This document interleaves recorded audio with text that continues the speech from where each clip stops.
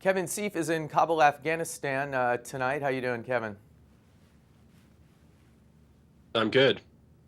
So what was the feeling on the Afghan street and with the Afghan leadership about the election? Were they pulling for Obama? Did they have a dog in the fight?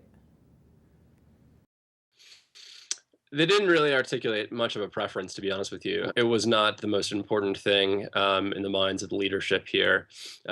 Really, what they're concerned about is what's happening now on the ground, whether the Afghan forces are able to fend themselves against the Taliban. And I think the consensus among Afghan leaders was that it really didn't matter much between Obama and Romney. That it seemed like their plan for Afghanistan going forward was essentially the same.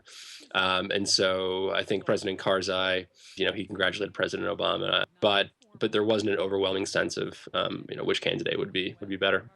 From the U.S. perspective, it means that Barack Obama will be in office in 2014, so he can carry out the timeline that he set up. What will the next 2 years look like then? That's the big question. And US soldiers here and Afghans are really waiting for President Obama's next announcement. And that will most likely dictate what happens with US troops, at least until next spring. So right now, there are 70,000 US troops on the ground. And there's been sort of a gradual withdrawal for about the last year. So the question is, how many troops will leave in the next stage of the drawdown? And there's concern among Afghan leaders and particularly Afghan soldiers that President Obama potentially could announce a very, very quick withdrawal, and a large number of American troops will leave before the next fighting season begins in the spring. And there is some concern that Afghan troops simply aren't ready to face the Taliban without significant American support at this stage.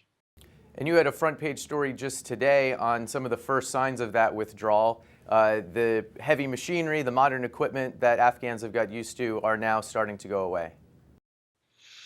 That's right, and the Afghans aren't very happy about it. The Afghans for 11 years have relied on American air support, have relied on American weaponry, on American airstrikes, and those things are all disappearing. It's not just a question of troops leaving Afghanistan; it's also a question of technology leaving Afghanistan. And the Afghan troops, while the Americans are quick to say that they're competent and able to fight, they certainly lack the resources that the American military has. And so there are still some lingering questions about what can you do when your resupply convoys are donkeys instead of helicopters, which is what I wrote about today, or what can you do when you need to patrol around your base at night, but you don't have night vision goggles like the Marines or the soldiers who you've been working with for the last 11 years. Okay, Kevin, thanks a lot. Sure, no problem.